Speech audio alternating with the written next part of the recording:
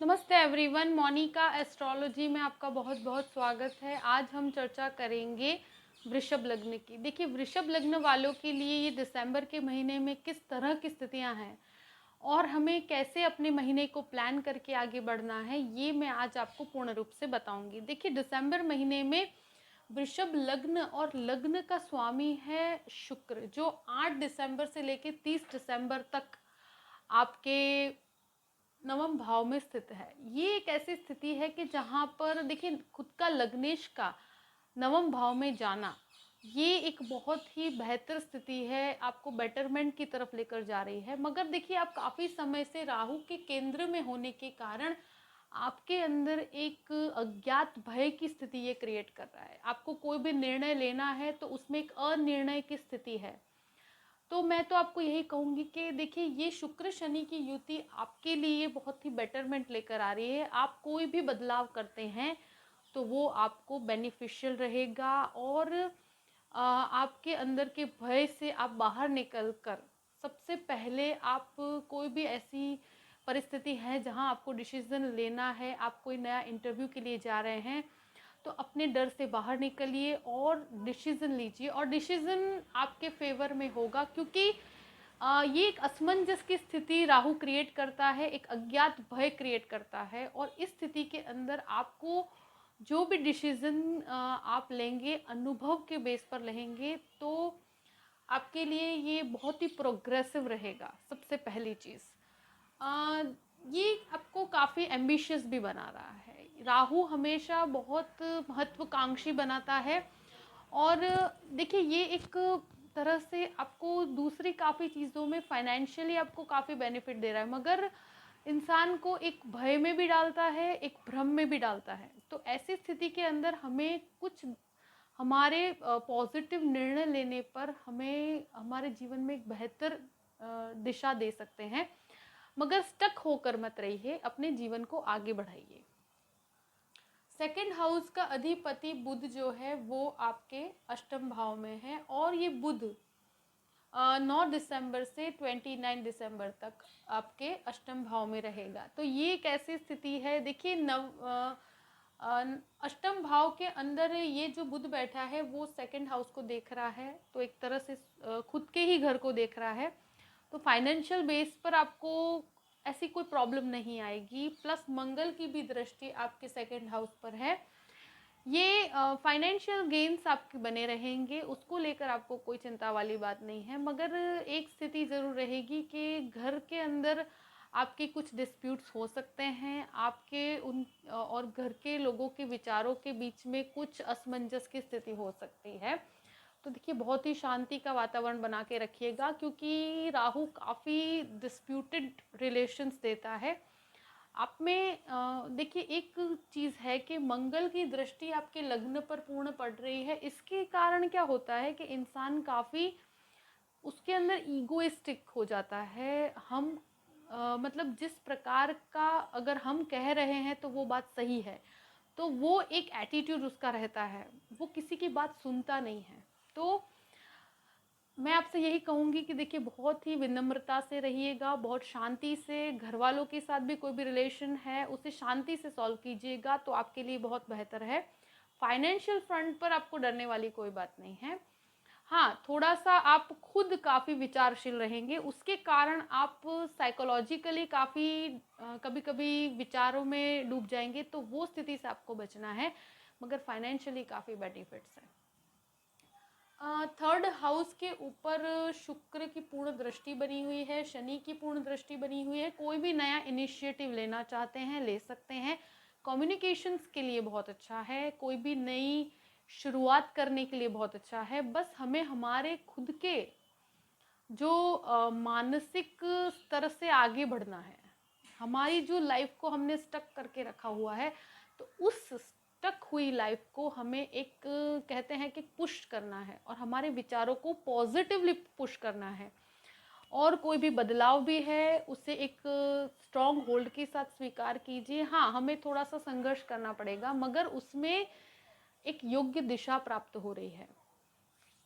देखिए, चतुर्थ भाव जो है उसका अधिपति सूर्य शुरुआत के 15 दिन के लिए आपके सप्तम भाव में मंगल और केतु के साथ युति बना रहा है। ये भूमि के कार्य के लिए बहुत अच्छा है और गुरु की दृष्टि भी पूर्ण बनी हुई है। तो ये भूमि संबंधित कोई भी कार्य शुरू के 15 दिन में किए जाएं तो बहुत बेटर है। कोई भी घर का कंस्ट्रक्शन भी करवाना चाहते हैं तो ये एक ऐसी स्थिति है जहां ये कर सकते हैं। और ये आप कोई भी प्रकार का कहते हैं कि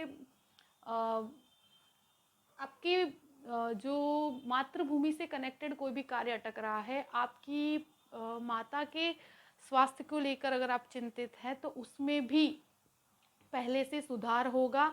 कोई कंस्ट्रक्शन अटका हुआ है, उस कंस्ट्रक्शन की शुरुआत हो सकती है। आप कोई भी ज़मीन लेना चाहते हैं, बेचना चाहते हैं, उस कार्य में तेज़ी आएगी और अब वो कार्य के अंदर आप एक स्टेप बाय स्टेप आगे बढ़ पाएंगे। देखिए, मानसिक सुख जो होता है उसमें एक कमी रहेगी, ये मैं आपको ज़रूर कहूँगी। उसमें कुछ ओवर एम्बिशियस एटीट्यूड के कारण भी हो सकता है और कुछ घर की स्थितियों के कारण भी हो सकता है, मगर हमें शांति बनाए रखना है और थोड़ा सा एम्बिशंस को कंट्रोल करके रखिएगा। पंचम भाव का अधिपति बुध आपके अष्टम भाव में है। देखिए, स्टूडेंट्स गलत कोर्सेज के अंदर जा सकते हैं। हाँ, मैनेजमेंट का संबंधित कोई भी कार्य करते हैं, बहुत अच्छा है, मगर एक भटकाव की स्थिति है। आप जिस प्रकार से आपको जैसे रिजल्ट्स क्रिएट करने चाहिए, स्टूडेंट्स का जो फोकस होना चाहिए वो नहीं है और जो कोर्स के प्रति हमें आगे बढ़ना है उसकी जगह आप कुछ गलत डिसीजंस ले सकते हैं। तो किसी की सलाह सूचन के साथ कोर्स को सिलेक्ट कीजिएगा और प्लस इसमें भी आपको एक असमंजस सा रहेगा कि ये कार्य किया जाए नहीं किया जाए, तो इस प्रकार की स्थिति इसमें बनी रहेगी। मगर ये एक इस महीने आपको इस चीज़ से बचना है। अगर कोई भी डिसीजन के प्रोसेस में है तो किसी के एडवाइस लेकर कार्य कीजिएगा। देखिए, 6th हाउस का स्वामी शुक्र होकर आपके नवम भाव में, वो भी शनि की युति के साथ है। ये अगर आप कोई प्रकार का लोन लेना चाहते हैं ले सकते हैं। हाँ, आपको इनडाइजेशन का प्रॉब्लम क्रिएट हो सकता है क्योंकि कुछ आप जितना आपका रूटीन होना चाहिए उसको फॉलो कीजिएगा, नहीं तो क्या है, ये ऐसी जॉइंट्स प्रॉब्लम भी देता है, आपको डायबिटीज़ से संबंधित प्रॉब्लम्स देता है, आपको काफ़ी ऐसी चीज़ें हैं जो हमें हड्डी से संबंधित प्रॉब्लम से जूझना पड़ता है, थायराइड संबंधित समस्याएं देता है। तो आपको इस चीज़ से बचना है। वैसे डरने वाली कोई बात नहीं है, मगर आधा आपकी कोई भी चीज़ होगी तो मानसिक रूप से आप खुद क्रिएट कर रहे हैं।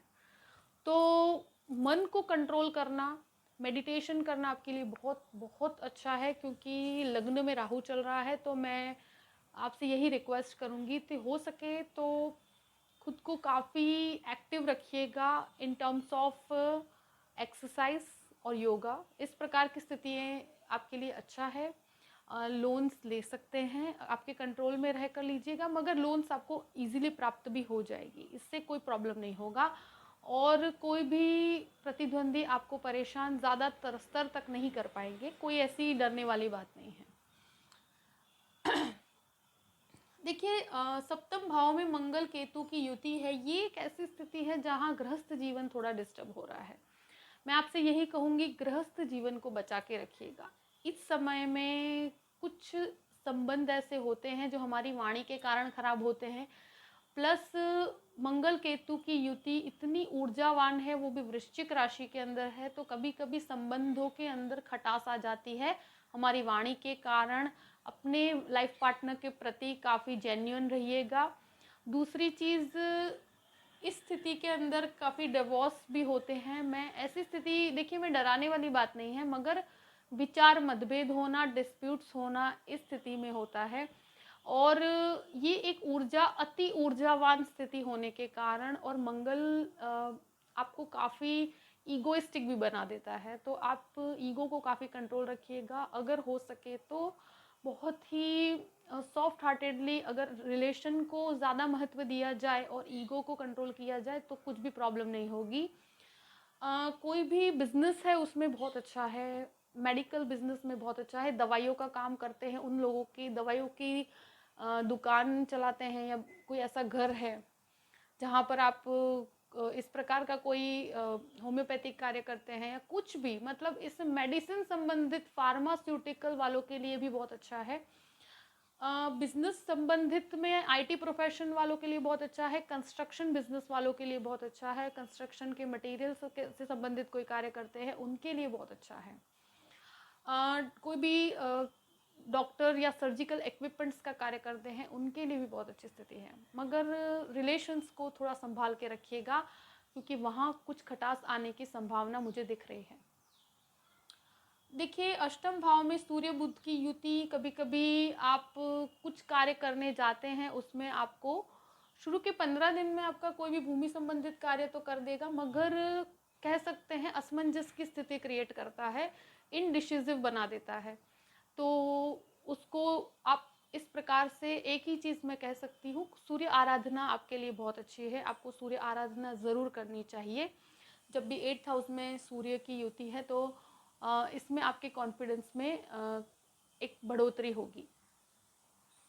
नवम भाव के अंदर शनि और शुक्र की युति, ये एक ऐसी स्थिति है कि देखिए आप कोई भी स्पिरिचुअल अप्रोच की तरफ आगे बढ़ेंगे, मगर शुक्र उसके साथ होने के कारण आपका आध्यात्मिक चिंतन जिस प्रकार का होना चाहिए उस प्रकार का नहीं हो जाएगा, क्योंकि मटीरियलिस्टिक ज़्यादा रहेंगे आप, भौतिकवादी ज़्यादा रहेंगे। आपको नई नई चीज़ें खरीदना, आपको काफ़ी चमक धमक की चीज़ें जो होती हैं, जो काफ़ी जिसको कहते हैं कि ब्यूटी में काफ़ी इंटरेस्ट रहेगा। स्पिरिचुअलिज्म थोड़ा सा आपके प्रति अभी कंट्रोल में रहेगा, आप उसमें ज़्यादा इनपुट नहीं दे पाएंगे, और आपका कह सकते हैं कि उससे ज़्यादा आपका इंटरेस्ट जैसे मटीरियलिस्टिक चीज़ों में ज़्यादा रहेगा।